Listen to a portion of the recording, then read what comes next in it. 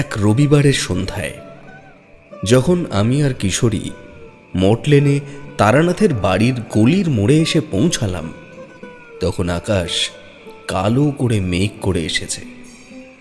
আর কিছুক্ষণের মধ্যেই নামবে ভরা আষাঢ়ের মুষল বর্ষণ। আমরা আবার সঙ্গে ছাতা টাতা নেইনি, তাই তাড়াতাড়ি পা চালালাম তারানাথের বাড়ির দিকে। রাস্তার পাশে একটা তেলে ভাজার দোকানে গরম গরম আলুর চপ ভাজছে।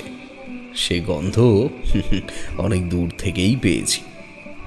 আমি তাড়াতাড়ি সেখান থেকে এক ঠোঙা চপ কিনে সঙ্গে নিয়ে নিলুম। আমার দিকে তাকিয়ে কিশোরী বলল, ভালোই হলো, আজ বৃষ্টির দিনটায় বেশ জমবে। চপ চার তারানাথের রোমহর্ষক গল্প। চিন্তা নেই, আমি আগে এই 1 বাক্স 5 কিনে নিয়েছি। তাড়াতাড়ি পা চালানো এই কিছুক্ষণের মধ্যেই এসে পৌঁছে গেলাম তারানাথের সেই ঝড়ঝড়ে বহু পুরনো একতলা বাড়িখানার দরজায়। এই সেই রাজা রাজরা খ্যাত, এমনকি ফিরিঙ্গিদের মুখে সুনাম অর্জিত তারানাথ জ্যোতিষার্ণবের বাড়ি। এই তারানাথ তার যৌবনে কত জমিদার নায়েবদের অসুখ বিসুখ সারিয়েছে, গ্রহ দোষ কাটিয়েছে, নিশ্চিত মৃত্যুর মুখ থেকে নাকি ফিরিয়ে এনেছে কত গণ্যমান্য লোককে। দেখলে বিশ্বাস হয় না। কিশোরী এই নিয়ে আড়ালে খুব ঠাট্টাই আর কি করে বটে, আমি অবশ্য তেমন অবিশ্বাস করি না। কথায় বলে, মানুষের 10 দশা, কখনো হাতি কখনো মশা। আমাদের কড়া নাড়া শব্দ শুনে চারি এসে দরজা খুলে দিল। আমাদের দেখে হাসি মুখে বলল, ও মা, সত্যি তো আপনারা? বাবা কি করে বলল বলুন তো? হ্যাঁ, কি বলেছেন ঠাকুরমশাই? আমি অবাক হয়ে জানতে চাইলাম। চারি বলল, বাবা তো ঠিক 10 মিনিট আগেই আমাকে ডেকে বলল, চারি মা, 3 কাপ চায়ের জল বসা, তোর বিভূতি কাকুরা আসছেন। কিশোরী বলল, তাই নাকি? থট রিডিং জানলে শুনেছি আপনার মনের কথা পড়ে ফেলা যায়, কিন্তু রাস্তায় লোক আসছে এত দূর বন্ধ ঘরের মধ্যে থেকে, তাকে দেখতেও পাওয়া যায় জানতাম না তো। চারি হাসতে হাসতে বলল, শুধু দেখতে নয় কিশোরী কাকু, বাবা না বহু দূর থেকে গন্ধও পান। এই তো একটু আগে আমায় বলে দিলেন ওরা আলুর চপ কিনছে। চারিমা, দেখো তো ঘরে মুড়ি থাকে তো 2টি মেখে ফেলো তেল দিয়ে, ওরা এলে গরম গরম খেয়ে নেওয়া যাবে। গল্পের মাঝখানে খাওয়া দাওয়া করলে গল্পের ছন্দ নাকি কেটে যায়। কথা বলতে বলতে আমরা তারানাথের সেই ছোট বৈঠক ঘরটায় এসে পৌঁছালাম। দেখি যথারীতি তারানাথ আসন পিড়ি হয়ে বসে একখানা পুঁথি লাল শালুর কাপড় দিয়ে খুব যত্নে মুড়ে রাখছে। আমাদের দেখেই বললেন, কিরে চারিমা, চার মুড়ি মাখা হয়েছে, নিয়ে আয়। আমরা মেঝেতে মাদুর বিছিয়ে বসতে বসতে বললাম, আচ্ছা ওসব রাখুন, আপনি আগে সবার আগে বলুন তো ঠাকুরমশাই, সত্যি সত্যি আপনি জানতে পেরেছিলেন আমরা আসছি? তারানাথ হেসে বলল, কেন, তোমাদের কি বিশ্বাস হচ্ছে না? চারি বলেনি? ওই তো গরম ধোয়া ওটা চা আনছে, এর মধ্যে কি করে সম্ভব চা করা? আগে ও করে রাখেনি, তাহলে বুঝতেই পারছো। কিশোরী বলল, আপনি নাকি তেলে ভাজার গন্ধ পেয়েছেন? তারানাথ বলল, আরে দূরদর্শন আর দূর শ্রবণ এবং সুদূর থেকে ঘ্রাণ গ্রহণ করার ক্ষমতা, এগুলো তো কোনো সাধকের প্রথম সিদ্ধি। তোমাদেরই তো কতবার বলেছি, কোনো কোনো বাড়িতে ঢুকেই আমি দুষ্ট অশরীরীর গন্ধ পেয়েছি, কোনো কোনো বাড়িতে আবার ঢুকে পেয়েছি মৃত্যুর ঘ্রাণ, কোনো কোনো বাড়িতে আবার গভীর রাতে মেয়েদের চুরির শব্দ শুনতে পেয়েছি বহু দূরে নদীর পার থেকে ভেসে আসা কান্নার শব্দ। এইসব ক্ষমতা না থাকলে তো তান্ত্রিক হওয়াই যায় না। তাছাড়া ওই যে বললাম, এগুলো যে কোনো সাধকের প্রথম সিদ্ধি, প্রথম সাধনাতেই এগুলো রপ্ত করা যায়। তারানাথের কথা শুনতে শুনতে আমরা গরম তেলে ভাজা সহ মুড়ি মাখায় মন দিলাম। তারানাথ এক মুঠো মুড়ি মুখে দিয়ে বললে, তবে হ্যাঁ, এই বিশেষ বিদ্যাটি আমাকে যিনি শিখিয়েছিলেন তিনি একজন ভৈরবী। অসামান্য ছিল তার ক্ষমতা। বীরভূমের সেই মাতু পাগলির কথা মনে আছে তো? এই ভৈরবী মার শক্তি ছিল তার থেকেও বেশি। সেই আমাকে এই বিদ্যাটি শিখিয়েছিলেন। বলতে পারো একরকম শেখাতে বাধ্য হয়েছিলেন সে। আবার মাতু পাগলির থেকে বেশি শক্তিশালী বললাম বলে এটা ভেবো না যে মাতু পাগলির থেকে তন্ত্রবিদ্যায় তার শক্তি বেশি। মাতু পাগলি যেটুকু প্রদর্শন করেছিল তা তার অর্জিত শক্তির খুবই সামান্য একটা পর্যায়। কিন্তু এই ভৈরবীর ব্যাপারটা কিন্তু সেরকম নয়। কথা শেষ করে তারানাথ চায়ে চুমুক দিল। আমি ভাবছি কিশোরী যতই ওকে ফালতু মনে করুক, তারানাথের ক্ষমতা কিন্তু খুব কম নয়। 10 মিনিট আগে আমরা ছিলাম গলির মোড়ের কাছে। সেখান থেকে অন্তত 1.5 কিলোমিটার এই বাড়ি যেখানে আমরা বসে আছি। তারানাথ কিভাবে জানতে পেরে গেল যে আমরা আসছি? মুনি ঋষিরা শুনেছি ধ্যান যোগে জানতে পারতেন কোথায় কি ঘটছে, কিন্তু তারানাথ ধ্যান ট্যান করছিল বলে তো মনে হয় না। ও তো দেখলাম মন দিয়ে একটা পুরনো পুঁথি পড়ছিল। লোকটা কিন্তু সত্যিই বেশ রহস্যময়। কিশোরী তারানাথের দিকে চেয়ে বলল, তা ঠাকুরমশাই, সেই শ্মশান ভৈরবীর কথা কি বলছিলেন যেন? কোথাকার শ্মশানে তিনি থাকতেন? আপনার সঙ্গে আলাপি বা তাঁর হলো কি করে? তারানাথ কিছু না বলে পাসিং শোর প্যাকেটটা টেনে নিল। তারপর একটা সিগারেট বের করে ধরিয়ে টান দিতে দিতে বলল, সেসব অনেকদিন আগের কথা। আজ পর্যন্ত সে কথা আমি কাউকে বলিনি। তোমরা যখন নেহাতি শুনতে চাইছো তখন শোনো। আমি তখন সবে কলকাতায় এসে একটু জমিয়ে বসেছি। বেশ পসার টসার হয়েছে। লোকজন আসছে বড় বড় জায়গা থেকে। তাদের মুখে মুখে ছড়িয়ে পড়ছে আমার নাম। একদিন সকালে 2 জন ভদ্রলোক এলেন দক্ষিণ 24 পরগনার বিষ্ণুপুর থেকে। জয়নগরের জিলপুরের নাম শুনেছ তো? সেই যেখানকার খেজুরের গুড়ের মোয়া খুব বিখ্যাত। সেই জয়নগরের কাছেই হলো বিষ্ণুপুর মহাশ্মশান। ওই এলাকার বহু দূর দূরান্ত থেকে মানুষ শবদাহ করার জন্য আসে এই বিষ্ণুপুর মহাশ্মশানে। বহু শত বছর আগে থেকে ওখানে শবদাহ হয়ে আসছে। তো সেই লোক দুটো তো একেবারে এসেই আমার 2 পা জড়িয়ে ধরে পড়ল। বলল, বাবা, আমার একমাত্র ছেলেকে ডাকে নিতে পেয়েছে, আপনি তাকে বাঁচান বাবা। আপনি না বাঁচালে আমি নিঃসন্তান হয়ে যাব। ছেলের শোকে আমার স্ত্রীও মারা যাবেন। আমার বৃদ্ধা মাও এই শোক সহ্য করতে না পেরে তিনিও মারা যাবেন। এতগুলি মানুষের জীবন এখন আপনার উপর নির্ভর করছে। আপনি শিগগিরই চলুন দোহাই। যেতে যেতে পথে আপনাকে সব বলবো। আমার ছেলের অবস্থা খুব খারাপ দেখে এসেছি। জানি না বাড়ি ফিরে তাকে আমি আর দেখতে পাবো কিনা। আমি দেরি না করে তৈরি হয়ে নিলুম। যাবার সময় আমার সেই চিরসঙ্গী ক্যামব্রিজের ঝোলাখানি কাঁধে নিয়ে দুগ্গা দুগ্গা বলে বেরিয়ে পড়লুম। তোমরা তো জানোই, ভালো তান্ত্রিক গুরু সন্ধানে একটা সময় আমি পাগলের মতো ছুটে বেরিয়েছি। বীরভূমের সেই অজয় তীরের শ্মশান থেকে কিছুদিন তারাপীঠের মহা শ্মশানেও ছিলুম এক অঘরী বাবার শিষ্য হয়ে। কাজেই শ্মশান বাস আমার কাছে নতুন কিছু নয়। শ্মশানে অমাবস্যার মহা নিশায় যেসব কাণ্ড কারখানা হয়ে থাকে তাও আমার কাছে একেবারে অজানা নয়। কিন্তু এই 2 ভদ্রলোক যে কাহিনী সেদিন আমাকে শোনালো তাতে আমার সর্বশরীরে কাঁটা দিয়ে উঠল। অথচ ব্যাপারটা শুরুতে ছিল খুবই সাধারণ একটি ঘটনা, কিন্তু তাই থেকেই ঘটে গেল ভীষণ বিপর্যয়। কথায় বলে না, নিয়তি কেন বাধ্যতে। ভদ্রলোকের ছেলে যাকে ডাকে নিতে ভর করেছে সে কলকাতার একটি ভালো অফিসে চাকরি করে।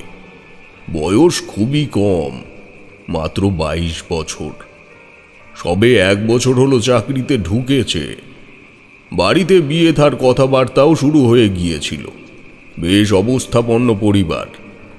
বিয়ের জন্য সম্বন্ধও আসতে শুরু করেছে নানান জায়গা থেকে। হঠাৎ সবকিছু গোলমাল হয়ে গেল একটুখানির ভুলে। এই পর্যন্ত বলে তারানাথ আবার সিগারেট টানতে টানতে কি যেন ভাবতে লাগলো। আমি জিজ্ঞেস করলুম, তারপর কি হলো ঠাকুরমশাই? কি এমন ভুল করলো অতটুকু ছেলেটা? তারানাথ এক মুখ ধোঁয়া ছাড়তে ছাড়তে বলল, ভুল বললে ভুল, আবার ভবিতব্য বলতে চাইলে আমি বলবো তাই। তা না হলে সোজা পথ ছেড়ে সে ওই শ্মশানের মধ্যে দিয়েই বা আসতে যাবে কেন? ট্রেন দেরি করায় আসতে খুব দেরি হয়ে গিয়েছিল সেদিন। তাই মনে হয় সংক্ষেপে আসতে গিয়ে সুবোধ ওই শ্মশানের ভেতর দিয়ে বাড়ির পথ ধরেছিল। এটা নিছক নিয়তি ছাড়া আর কি বলবো বলো। তার সঙ্গী একই পাড়ার ছেলে উদয়। বারবার তাকে নিষেধও করেছিল শ্মশানের পথ দিয়ে না যেতে। সে নাকি শোনেনি, উল্টে নাকি মজা করে বলেছিল, আরে দেখি না কি হয়, 2 দিন বাদে তো সেই কোনো না কোনো ডাইনির হাতে পড়তেই হবে। তার আগে ট্রেনিংটা হয়ে যায় যদি, মন্দ কি। উদয় আর দাঁড়ায়নি। রাম নাম করতে করতে সে ঘুর পথে পাড়ার রাস্তা ধরেছিল। ওরা কেউই জানতো না সেদিন ছিল শ্রাবণী অমাবস্যা। কাপালিক সাধকদের সাধনার পক্ষে এক অতি প্রশস্ত তিথি। স্বয়ং জগৎজননী মা তারা সাধকদের ডাকে সেই রাতে নেমে আসেন মর্তলোকে। ঠিক মতো সাধনায় তুষ্ট করতে পারলে সাধককে তার আর অদেয় কিছুই থাকে না। এদিকে অনেক রাত হয়ে গেল, তবু সুবোধ বাড়ি ফিরছে না দেখে বাড়ির লোকজন তো চিন্তায় একেবারে পাগলের মতো ছটফট করছে। এমন সময় উদয় এসে দাঁড়ালো উঠোনে। জিজ্ঞেস করলো, কাকাবাবু, শুভ এখনো বাড়ি ফেরেনি? না তো, তুই কখন ফিরেছিস? আরে সে তো অনেকক্ষণ, একসঙ্গেই তো নামলাম ট্রেন থেকে। আমি সোজা রাস্তা ধরলাম, ও তাড়াতাড়ি আসবার জন্য শ্মশানের রাস্তার দিকে এগিয়ে গেল। আমি কত বারণ করলাম, কিছুতেই শুনল না। এই কথা শুনেই বাড়ি শুদ্ধ লোকের মাথায় তো যাকে বলে আকাশ ভেঙে পড়ল। সঙ্গে সঙ্গে লোকজন ডেকে আলো আর লাঠি সোটা নিয়ে সবাই মিলে শ্মশানে গিয়ে যে দৃশ্য দেখল তা দেখার জন্য তারা কেউই একেবারেই তৈরি ছিল না। কি দৃশ্য দেখলেন ঠাকুরমশাই? সভয়ে প্রশ্ন করল কিশোরী। তারানাথ বলল, ওরা গিয়ে দেখে সুবোধ একটা নিভন্ত চিতার পাশে বসে বসে একটা সরায় রাখা পিণ্ড খাচ্ছে আর খিলখিল করে হাসছে। দূর থেকে ওদের হ্যারিকেনের আলো হাতে নিয়ে আসতে দেখে সে দৌড়ে লুকিয়ে পড়ল একটা বট গাছের আড়ালে। ওরা তখন সবাই মিলে জোর করে তাকে ধরে গামছা দিয়ে বেঁধে নিয়ে চলল বাড়ির দিকে। কিন্তু তার গায়ে তখন যেন অসুরের শক্তি। 5-6 জন জোয়ান মানুষ ধরে রাখতে পারছে না তাকে আর। সুবোধের গলা তখন মেয়েদের মতন হয়ে গেছে। সে নাকি সুরে চিৎকার করে বলছে, ছেড়ে দে, ছেড়ে দে আমায়। কেন বেঁধে রেখেছিস? মাথা ভেঙে চিবিয়ে খেয়ে ফেলবো। আর খাবো, মাছ খাবো, রক্ত খাবো। খুব খিদে আমার, ভীষণ খিদে আমার।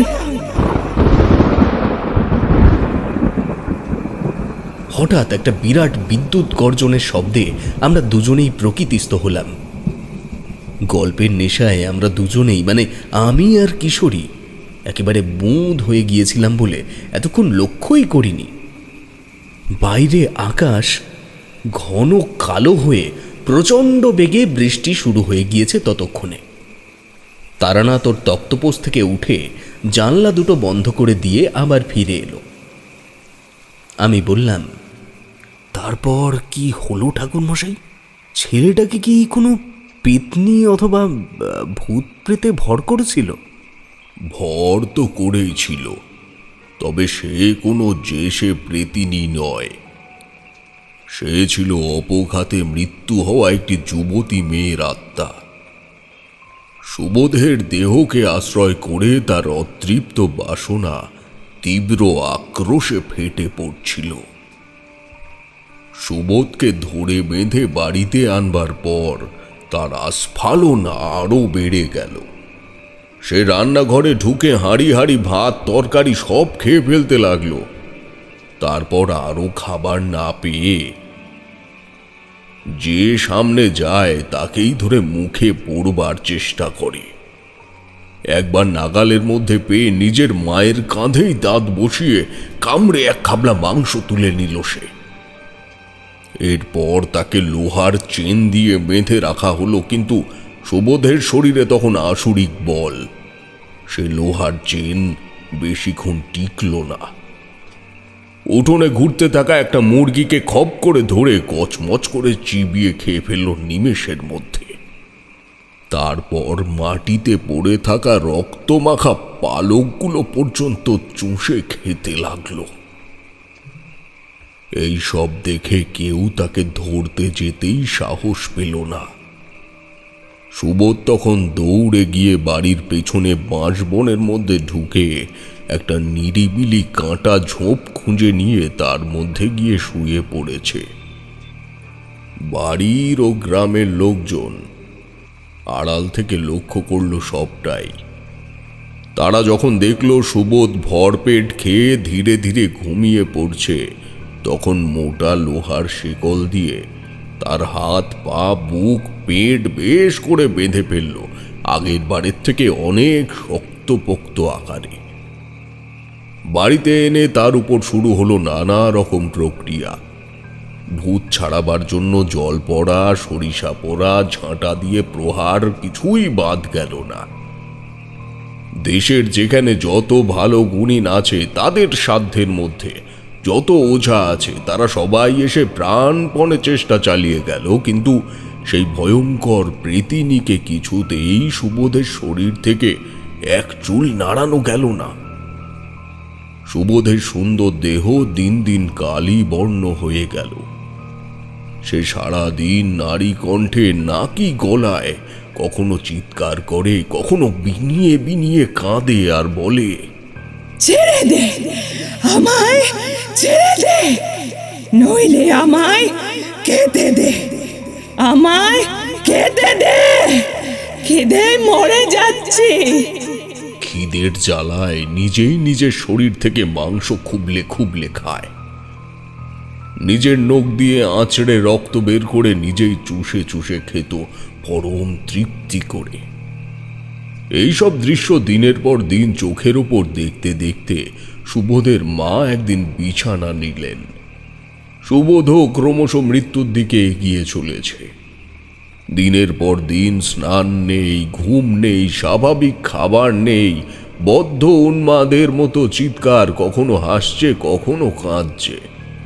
তাকে দেখে সবাই পালায় এখন। সবাই বলে মল্লিকদের সুবোধ ডাকিনী হয়ে গেছে। কুটুরা কত দুই চোখের দৃষ্টিতে সব সময় আগুন ঝরে পড়ে তার। সেদিকে তাকানো পর্যন্ত যায় না, এত তেজ। এটুকু বলে তারানাথ আবার পাসিংশোর প্যাকেট থেকে একটা সিগারেট বের করে নিয়ে ধরিয়ে নিল ধীরে সুস্থে। আমরা তখন টান টান উত্তেজনায় একেবারে ছটফট করছি। থাকতে না পেরে কিশোরী বলে উঠল, তারপর কি হলো ঠাকুরমশাই? আপনি সেখানে গিয়ে কি করলেন? তারানাথ বলল, আমি গিয়ে তো যা দেখলুম সে যাকে বলে একেবারে বিভৎস মূর্তি। সারা শরীরে ছিটে ছিটে রক্তের দাগ। বলল কোন গুণিন নাকি এসে কাঁটা ভরা কুল গাছের ডাল দিয়ে বেশ করে মারধর করেছে বেচারাকে। সারা শরীর তাই কুলের কাঁটায় ছিঁড়ে রক্তাক্ত হয়ে আছে। আসলে ওরা তন্ত্রের তও পড়েনি, কোনো মূর্খের সাগরেদি করে হাঁক ডাক কিছু রপ্ত করেছে এইমাত্র, আর মানুষগুলোকে ধরে এরকম পিটিয়ে বেড়াচ্ছে, তাই ভাঙিয়ে খাচ্ছে। ভূত প্রেত ডাকিনী বিদ্যা মোটেই কোনো এলেবেলে ব্যাপার নয় হে, বুঝলে কিশোরী? যারা ধৈর্য ধরে সত্যিকারের গুরুর কাছে বসে শিক্ষা অর্জন করতে পারে তারা আশ্চর্য সব ক্ষমতার অধিকারী হয়। আমি বললাম, হ্যাঁ সে তো একটু আগেই দেখলাম। 1 মাইল দূর থেকে আমাদের উপস্থিতি আপনি টের পেলেন, এটা শুধু নয়, তেলে ভাজার গন্ধটি পর্যন্ত পেয়ে গিয়ে আগাম জানান দিলেন চারিকে। তবেই বোঝো এসব কি ছেলে খেলা নাকি? কোথা থেকে একটা গরু কি মোষের হাড় জোগাড় করে এনে গলায় 1 গন্ডা মালা ঝুলিয়ে জটা পাকিয়ে কালি ঝুলি মেখে বিস্তর লাফালাফি আর হম্বিতম্বি করলে কি আর ভূত পালায় রে বাবা? তারাও আসল নকল বোঝে। সুবোধের ওপর ভর করে বসে থাকা প্রেতিনীরও কোনো হেলদোল হলো না ওইসব নকল ওঝার কাণ্ড কারখানায়। সে যেমন ছিল তেমনই ছেলেটার ঘাড়ে বসে রইল আর তিল তিল করে তাকে নিজের প্রেত লোকের দিকে টেনে নিয়ে যেতে লাগলো একটু একটু করে। আমি বাড়ির কাছাকাছি পৌঁছেই সর্বপ্রথম মন্ত্র পাঠ করে নিজের গাত্র বন্ধন করে নিলুম। তারপর গুটি গুটি পায়ে যেই না তার দিকে এগিয়ে যাওয়া, অমনি সে কি চিৎকার আর আছাড়ি পাছাড়ি! ওরে ছেড়ে দে আমায়, ছেড়ে দে, আমি আর সহ্য করতে পারছি না, আমায় ছেড়ে দে। কতদিন ধরে আটকে রাখবি? এবার ছাড় আমায়, ছাড়। চিৎকার করতে করতে হাপুস নয়নে কাঁদতে লাগলো সুবোধ। তখন তার গলায় কেবল মেয়েদের মতো নয়, দেখতেও তাকে অনেকটা যেন মেয়েদের মতো হয়ে গেছে। মাথায় বড় বড় চুল, পরনের কাপড়টা মেয়েদের মতন করে পরা। আমাকে একেবারে তার সামনে গিয়ে দাঁড়াতে দেখেই সে 1 গলা ঘোমটা টেনে নিল। তারপর এক কোণে গিয়ে 2 হাঁটুর মধ্যে মাথা রেখে গোঁজ হয়ে বসে রইল। আমি খুব শান্ত গলায় তাকে বললুম, মা তুমি কে? সে সেই মেয়েলি গলায় উত্তর দিল, বলবো না, কিছুতেই বলবো না। আমি তখন আরো নরম গলায় বললুম, না বললে তোমাকে মুক্তি দেব কি করে? আমাকে বলো, কে তোমায় আটকে রেখেছে? সুবোধ তখন জোরে জোরে মাথা নাড়তে লাগলো আর বলতে লাগলো, পারবি না, কেউ পারবি না তোরা। তার খুব ক্ষমতা, সে আমায় ছাড়বে না। আমার কষ্ট হচ্ছে, ভীষণ কষ্ট, আমায় ছেড়ে দে। এর থেকে বরং আমি তার সাথেই চলে যাই। আমি বুঝতে পারছি না কে ধরে রেখেছে ছেলেটিকে। তাছাড়া সে আসলে কি বা তার উদ্দেশ্য। সেদিন বিষ্ণুপুরে পৌঁছতে পৌঁছতে বেশ রাত হয়ে গিয়েছিল। তখন আর কিছু করা সম্ভব নয় বলে খাওয়া দাওয়া সেরে রাতটা বিশ্রাম নিয়েই কাটিয়ে দিলাম। পরদিন সকালে উঠেই সুবোধের বাবা সদাশিবকে বললুম, আচ্ছা মল্লিক মশাই, আপনাদের শ্মশানটা কোথায়? আমাকে একবার নিয়ে চলুন দেখি সেখানে। সদাশিব ভয়ে ভয়ে বললে, ঠাকুর মশাই, সেখানে কি না গেলেই নয়, সে বড় ভয়ানক স্থান। আমি বললুম, বলেন কি? শ্মশানের মতো পবিত্র স্থান আর আছে নাকি? মহাকাল আর মহাকালীর নিত্য লীলা সেখানে। চলুন, আমাকে নিয়ে চলুন। আপনি না হয় বাইরে দাঁড়িয়ে থাকবেন, আমি একাই ভেতরে যাব। যতদূর মনে হচ্ছে ওই শ্মশানেই কোথাও কিছু একটা গোলমাল আছে। আমার ষষ্ঠ ইন্দ্রিয় যেন বারবার সেখানেই যেতে নির্দেশ করছে আমায়। এর জন্যই তো বারবার আপনাকে জোর করছি। সদাশিব আর কি করে, বাধ্য হয়েই আমাকে নিয়ে চলল বিষ্ণুপুর মহা শ্মশানের দিকে। বিশাল এক লম্বাটে দিঘির পাড়ে সেই বিস্তীর্ণ মহাশ্মশান। আসলে 500-600 বছর আগে এই দিঘিটি ছিল গঙ্গা। পরে মা গঙ্গা গতি পরিবর্তন করায় চড়া পড়ে গেল নদী খাতে। সেখানে লোকে তখন মাটি ফেলে ঘর বসত তৈরি করল। মাঝখানে কেবল ওই দিঘিটুকু থেকে গেল আদি গঙ্গার স্মৃতি নিয়ে। মহাশ্মশানের প্রবেশ মুখটাতে পাশাপাশি দুটো বহু প্রাচীন বটগাছের ঘন ছায়া জায়গাটাকে অন্ধকার করে রেখেছে। আমি ভালো করে লক্ষ্য করে দেখলাম, দুটো বটের ঘন ঝুড়ির আড়ালে ছোট্ট একটুখানি কুঠুরির মতো যেন। বাকি অত বড় শ্মশানের আর কোথাও জনমনুষ্যের চিহ্ন মাত্র নেই।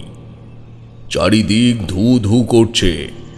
জায়গায় জায়গায় কেবল পোড়া চিতার কয়লা ও ছাই জমা হয়ে আছে। কোথাও বা আধপোড়া মাংসের টুকরো নিয়ে কামড়া কামড়ি করছে ভীষণ দর্শন কুকুরেরা। সবটা দেখে ঘুরে ফিরে এলাম সেই জোড়া বটের কাছেই। কেমন যেন মনে হলো ওই কুঠুরিটার মধ্যে কিছু রহস্য আছে। খুব সাবধানে পা টিপে টিপে উকি মেরে যা দেখলুম তাতে তো আমার চক্ষু স্থির। দেখি তার মধ্যে একটা ছোট্ট চেহারার ভৈরবী বসে আছে, যেন একটা 8-9 বছরের বাচ্চা মেয়ে লাল কাপড় পরে বসে আছে আসন পিঁড়ে করে। আমি খুব অবাক হয়ে গেলাম। এতটুকু একটা মেয়ে ভীষণ মহা শ্মশানে একলাটি বসে বসে কি করছে? মাথায় আবার তার চূড়া করে বাঁধা জটা জুটো, দু চোখ তার বন্ধ। কিন্তু এমন আশ্চর্য সে মেয়ের রূপ যে আমি চোখ ফেরাতে পারলুম না। তাকিয়ে আছি তো তাকিয়েই আছি। হঠাৎ দেখি তার বন্ধ দু চোখের ওপরে ছোট্ট কপালের ঠিক মাঝখানটিতে দপ করে জ্বলে উঠল একটি নীল আগুনের শিখা। অন্য কেউ হলে হয়তো দেখেই ভয়ে পালাতো, কিন্তু আমার মন খুব শক্ত। হাতে বাঁধা আছে মহামৃত্যুঞ্জয় কবচ, বুকের ওপর উল্কি করে লেখা আছে বীজ মন্ত্র। কাজেই আমি ভয় না পেয়ে চুপ করে সেই ভৈরবী মার সামনে হাত জোড় করে দাঁড়িয়ে রইলুম। দেখলাম ভৈরবী মার মূর্তিতে যেন প্রাণ নেই, সম্পূর্ণ পাথরের মতো নিঃসাড় নিস্পন্দ। হঠাৎ কেঁপে উঠল সেই পাথরের মূর্তির ঠোঁট। কেন এসেছিস? চলে যা। কি অদ্ভুত একটা স্বরে কথাগুলো ভেসে এলো। অনেকটা জলের নিচের থেকে যদি কেউ শব্দ করে তবে যে রকম শোনায়, ঠিক সেই রকম একটা শব্দ করে উচ্চারিত হলো কথাগুলো। আমার বুঝতেই সময় লেগে গেল অনেকক্ষণ। আমি বললুম, মা, বুঝতেই পারছি তুমি সামান্য মেয়ে নও, তাই কেন এসেছি তাও অজানা নেই তোমার। মেয়েটার বড় কষ্ট, প্রেতজনি থেকে তার মুক্তির উপায় করে দাও মা। হবে না, তার মুক্তি হবে না। চলে যা। ভৈরবী কথাগুলো বলবার সঙ্গে সঙ্গে দেখলাম ওই ছোট্ট কপালের উপর ধক ধক করে আগুন জ্বলে উঠল। মনে হলো সেই আগুনের নীল শিখা যেন লাফিয়ে লাফিয়ে আমার দিকেই ছুটে আসছে। আমি ভয়ে প্রাণপণে ছুটতে লাগলাম। ছুটতে ছুটতে একেবারে বড় রাস্তার উপর উঠে এসে দেখি সদাশিব চুপ করে দাঁড়িয়ে আছে, তার দু হাত জড়ো করে বুকের ওপর ঠেকানো। আমাকে দেখেই সে বলে উঠল, বলেছিলুম বাবা ঠাকুর, এ শ্মশান বড় সাংঘাতিক জায়গা। যারা মরা নিয়ে আসে তারা চুপচাপ মরা পুড়িয়ে চলে যায়। একবার একটা লোক নাকি নেশায় চুর হয়ে ওই জোড়া বটের কুঠুরির মধ্যে মাথা গলিয়ে উঁকি মারতে গিয়েছিল। তক্ষুনি বাবাকে বাবাকে বলতে বলতে পালিয়ে এসেছিল সে। কথা তার বন্ধ হয়ে গিয়েছিল, খালি ড্যাব ড্যাব করে দেখছিল শ্মশানের দিকে তাকিয়ে তাকিয়ে। তারপর 3-3 মধ্যেই মুখে রক্ত উঠে মারা গেল লোকটা। আমি বললাম, এই ভৈরবী কতদিন ধরে এখানে আছেন? দেখে তো মনে হয় ছোট্ট মেয়ে, বছর 8-10-এর বেশি নয় বয়স। লোকে বলে উনি নাকি নানা রূপ ধরতে পারেন, কখনো ষোড়শী যুবতী, কখনো বিধবা বুড়ি ধূমাবতী, কখনো ভৈরবী, কখনো বালিকা কুমারী। উনি বাইরে বের হন না, কি খান কি করেন কেউ জানে না। কেবল সূর্যোদয়ের আগে যখন গঙ্গা নাইতে যান, তখন কেউ কেউ ওনাকে দৈবাত দেখতে পেয়েছে। তারাই বলে ওনার গা থেকে নাকি এক আশ্চর্য জ্যোতি বের হয়। সেই জ্যোতিতেই শেষ রাতের অন্ধকারে পথ থেকে শ্মশান পার হয়ে গঙ্গায় স্নান করে আসেন উনি। আমি চুপ করে সব শুনলাম। সদাশিবের কোনো কথা যে বানানো বা বাড়িয়ে বলা, তা কিন্তু আমার মনে হলো না। বাড়ির পথে হাঁটতে হাঁটতে সদাশিব বলল, বাবা ঠাকুর, আপনি ভৈরবী মার কাছে গিয়ে কি দেখলেন? মনে হচ্ছে ভয় পেয়েছেন যেন। আমি বললাম, যা দেখেছি তা তোমাকে পরে বলবো। এখন আমি শুধু ভাবছি কি করে ভৈরবী মায়ের কাছে পৌঁছানো যায়। আমি ওর একটা কথাতেই জানতে পেরেছি, সুবোধের ওপর যে মেয়ের আত্মা ভর করে আছে, সে মেয়ের দেহটা ওই ভৈরবী আটক করে রেখেছে। কিন্তু তাই বা কি করে সম্ভব? ওনার ওই অতটুকু কুঠিরের মধ্যে সবটাই তো দেখে এলাম। ওই ছোট্ট মেয়েটি শুধু কোনো রকমে সেখানে যোগাসনে বসে আছে। একটা যুবতী মেয়ের 4-5 ফুট শরীর ওখানে থাকা একেবারেই অসম্ভব বলে মনে হয়। মল্লিক মশাই বললে, আমার খুব ভয় করছে বাবা ঠাকুর। ওই ভৈরবের কাছে আপনাকে আর যেতে হবে না। আপনি যা ঝাড় ফুঁক চাকযজ্ঞ করবার আমার বাড়িতে বসেই করুন। আজ পর্যন্ত ওই ভৈরবীর সঙ্গে কথা বলা তো দূরে থাক, সামনাসামনি দেখে কেউ বেঁচে ফেরেনি। আপনার অশেষ পুণ্য আর সাধনার ফল, তাই ওর সঙ্গে কথা বলে সশরীরে ফিরে এসেছেন। আপনি আমার অতিথি, জেনে শুনে আপনাকে আমি সাক্ষাৎ জমে ধরে যেতে দেব না। সে আমার সুবোধের কপালে যা থাকে থাক। আমি কোনো কথা বললাম না। সারা দিনটা সদাশিবের বাড়িতে বসেই কেটে গেল। কিন্তু সন্ধ্যার পর থেকেই কেমন যেন একটা তীব্র আকর্ষণ বোধ করতে লাগলাম। মনে হতে লাগলো ওই ভৈরবী যেন আমাকে ডাকছেন, বারবার ডেকে বলছে, আয় আয় আয়। আমি রাত গভীর হতেই সবাইকে লুকিয়ে দরজা খুলে বেরিয়ে পড়লাম। আমার পা দুটো যেন নিজে থেকেই এগিয়ে চলতে লাগলো মহা শ্মশানের দিকে।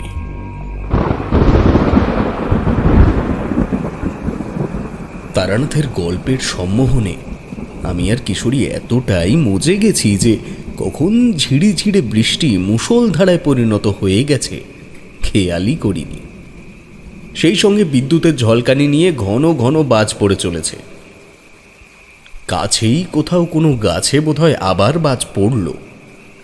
তার পিলে চমকে দেওয়া আওয়াজ থামতেই শুনতে পেলাম পাখিদের সম্মিলিত আর্তচিৎকার। হয় গাছেই বাজ পড়েছে, অথবা প্রচণ্ড ঝড়ে ভেঙে পড়েছে বাসাসহ গাছের ডাল। তক্ষুনি আবার একটা বাজ পড়ল। মনে হলো যেন বাড়ির খুব কাছেই কোথাও পড়েছে বাজটা। তারানাথ গম্ভীর হয়ে বলল, সেটাও ছিল এই রকমই এক ঝড় জলের রাত। জীবনে ভুলব না সে রাতের কথা। কি এক অদৃশ্য শক্তি যেন আমাকে হিড় হিড় করে টেনে নিয়ে গিয়েছিল সেই মহাশ্মশানের আশ্চর্য ভৈরবীর কাছে। কিশোরী বলে উঠল, কিন্তু সে তো আপনাকে তাড়িয়ে দিয়েছিল।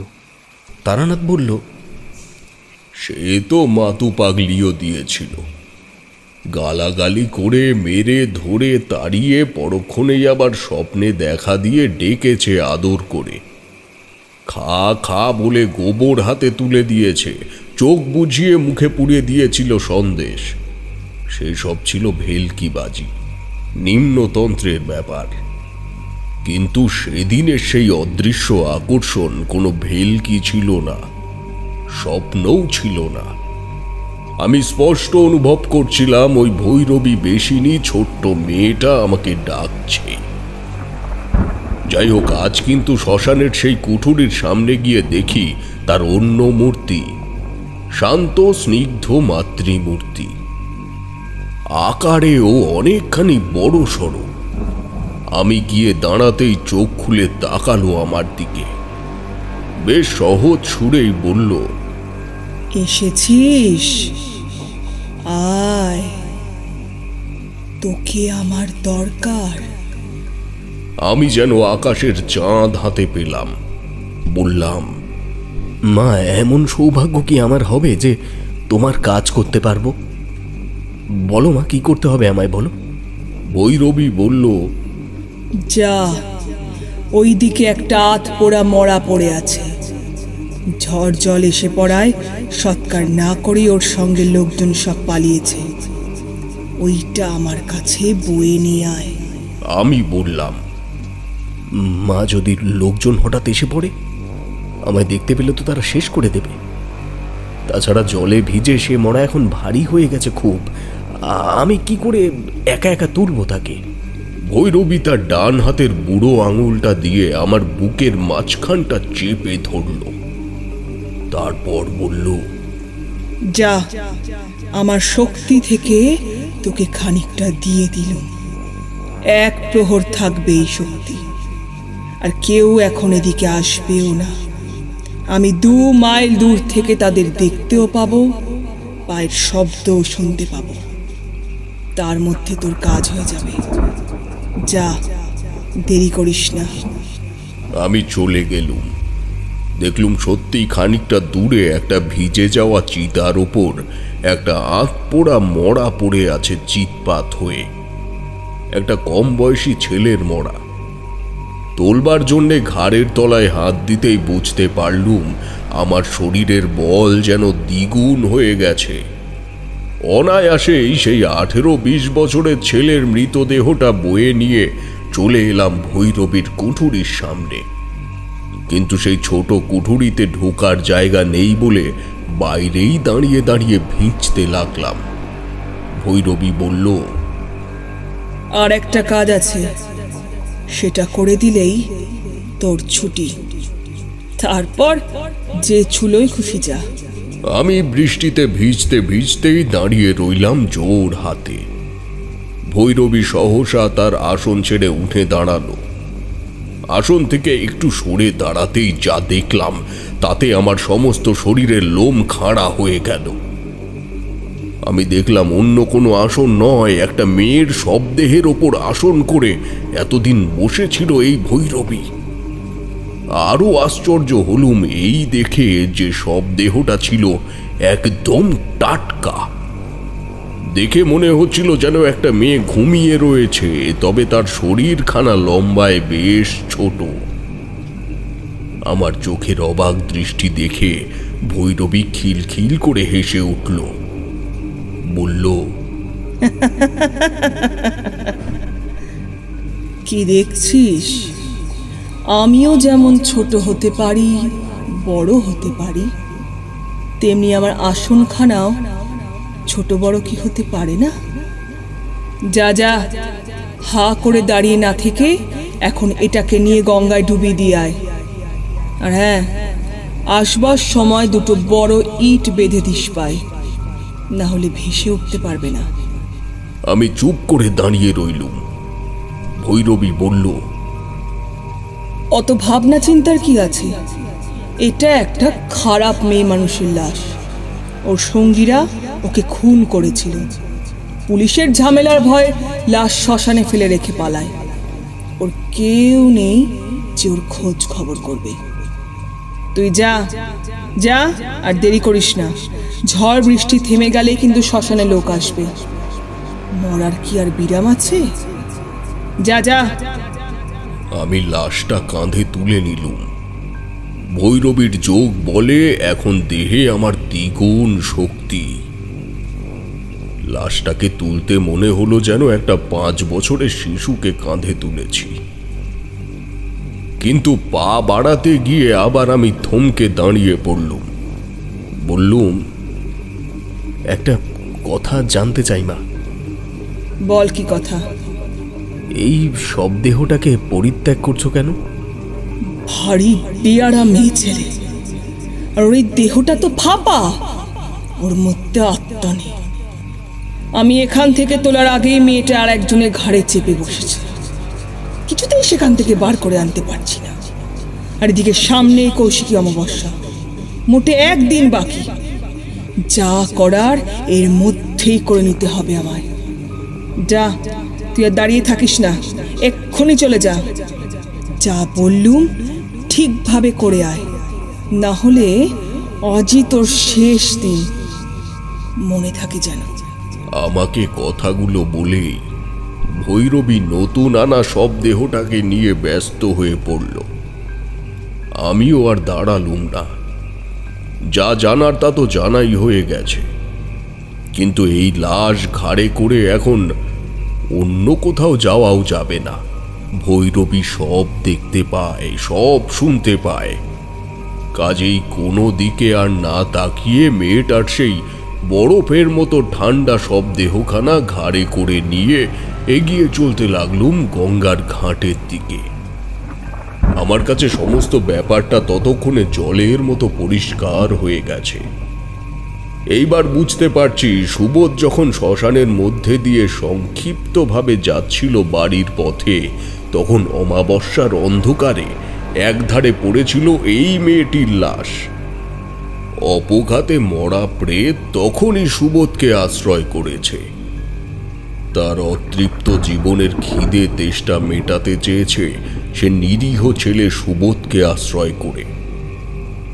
এদিকে এই ভৈরবী মরাকে জাগিয়ে তার আত্মাকে দিয়ে নিজের কাজ করিয়ে নিতে চেয়েছিল, কিন্তু পারেনি, কারণ আত্মা তখন পলাতক। তাই সে বিরক্ত হয়ে সুযোগের সন্ধানে ছিল। আজ আবার একটা মরা পরিত্যক্ত অবস্থায় পেয়ে সেটাকে নিয়েই সে নতুন করে সাধনা শুরু করতে চায়। ভাবতে ভাবতে আমি আদি গঙ্গার উঁচু পাড়ের কাছে চলে এসেছি। একটু এগিয়ে গিয়ে একটা উঁচু মতো জায়গায় পিঠের মড়াটাকে নামিয়ে দিলাম। মনে মনে বললাম, মাগো, একটু অপেক্ষা কর। দিনের আলো ফুটলে আজই তোকে আমি মুক্তি দেবার ব্যবস্থা করব।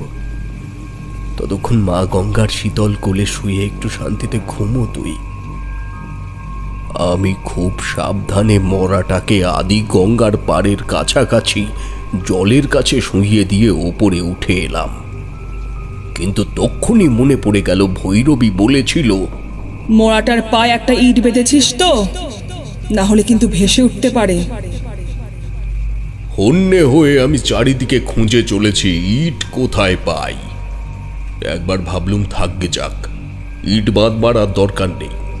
কিন্তু তখনই মনে পড়ে গেল ভৈরবী এতক্ষণ যা যা করেছি আর করে চলেছি সব দেখতে পাচ্ছে। কথা শুনিনি, বুঝতে পারলে কি যে করবে ভগবান জানে। হয়তো ভস্ম করেও দিতে পারে, কিংবা শরীরের ভেতর থেকে আত্মাখানা বের করে নিয়ে শ্মশানে ঘুরে বেড়ানো কুকুরগুলোর কোনোটার মধ্যে চালিয়েও দিতে পারে। তারপর আমার মৃতদেহটার উপরে চেপে বসে ডুবে যাবে সব সাধনায়। সত্যি কিছু বিশ্বাস নেই এই ভীষণ ভৈরবীদেরকে। এইসব ভাবতে ভাবতে আমি একটা ভাঙা ইটের টুকরো কুড়িয়ে নিয়ে মৃতদেহটার পায়ের সঙ্গে বেঁধে দিলাম মেয়েটার শাড়ির আঁচল দিয়ে। এদিকে ঝড় বৃষ্টিরও তখন এতটুকু কমতি নেই। ভিজে চুপচুপে হয়ে ফিরে যাচ্ছি ভৈরবী ডেরার দিকে। বেশ বুঝতে পারছি ভৈরবীর দেওয়া বাড়তি শক্তির প্রভাব ধীরে ধীরে কমে আসছে। শরীর যেন ক্লান্তিতে ভেঙে আসছে আমার। আমাকে সামনে দেখেই ভৈরবী বলল, যা বেটা, ঘরে যা, তোর ভালো হবে, যা। বাধ্য ছেলের মতো ভৈরবীর নির্দেশ শুনে মল্লিক বাড়িতে ফিরে এলাম। ভৈরবী আমায় পথ দেখিয়ে দিয়েছিল, কিন্তু সম্পূর্ণ পরিত্রাণের পথ কিন্তু বলে দেয়নি। এসব নিম্নতন্ত্রের সাধিকাদের বিভিন্ন রূপ, বিভিন্ন সত্তা। তারা তাদের ইচ্ছে মতো যেমন মায়াজাল দেখাতে পারে, ঠিক তেমনই নিজের স্বার্থ চরিতার্থ করবার জন্য যে কোনো মানুষকে প্রাণ সংকটেও ফেলতে পারে। যাই হোক, আমায় দেখার পর মল্লিক বাড়ির সকলে ব্যস্ত হয়ে উঠল। আমি অনেক বুঝিয়ে সুঝিয়ে পাড়ার কয়েকটি সাহসী ছেলেকে জোগাড় করে পরদিন ভোর হতে না হতেই শ্মশানে গিয়ে ওই মেয়েটির শরীর সৎকার করে এলাম। তাতে কাজ হলো মন্ত্রের মতন। পুনরায় মল্লিক বাড়ি ফিরে এসে দেখলাম প্রায় মরণাপন্ন মল্লিকের ছেলে তখন একেবারে তার নিজ স্বাভাবিক আচরণে ফিরে এসেছে। শরীর ক্লান্ত আছে ঠিকই, তবে তার চোখের সেই অলৌকিকতা আর অবশিষ্ট নেই। যাই হোক, ওঠো তবে। খবর পেয়েছ নিশ্চয়ই, আমরা 3 জন চণ্ডীতলায় যাচ্ছি। হ্যাঁ, শুনলাম বিভূতির মুখে, কিন্তু সেখানে কোথায় যাব ঠাকুরমশাই? তারানাথ রহস্য ভরা চোখে বললে, চণ্ডীতলা হলো জয়গাছির পাশের একটা ছোট গ্রাম। জয়গাছি গ্রাম, দেবদর্শন মুকুজ্জে, এসবের কথা আশা করি তোমাদের মনে আছে। হ্যাঁ, আছেই তো। সে কি আর ভুলে যাওয়ার কথা ঠাকুরমশাই? হ্যাঁ, ঠিকই বলেছ। ওই মানুষটিকে ভুলে যাওয়া সম্ভব নয়। দেবদর্শন মুকুজ্জে ঠিকই বলে গিয়েছিলেন, তার অবর্তমানে অত বড় জমিদার বাড়ি রক্ষা করা সম্ভব হবে না তার 2 ছেলের পক্ষে। সে মারা যাওয়ার পর ধীরে ধীরে কালের নিয়মে বাড়িটাও অব্যবহৃত আর পরিত্যক্ত হয়ে পড়ে। এখন নাকি সেটা একটা ভগ্নপ্রায় স্তূপ। মুকুজ্জে মশাইয়ের বড় ছেলে এসেছিল গত দিন 10 আগে। সে বাড়ি তৈরি করেছে ওই চণ্ডীতলায়। তাই দুর্গাপুজোর 5 দিন ওই নব জমিদার বাড়িতেই আমাদের সবান্ধবে নিমন্ত্রণ। পোটলা পুটলি গুছিয়ে নিও সময় মতন। এখন আমি উঠি, কেমন?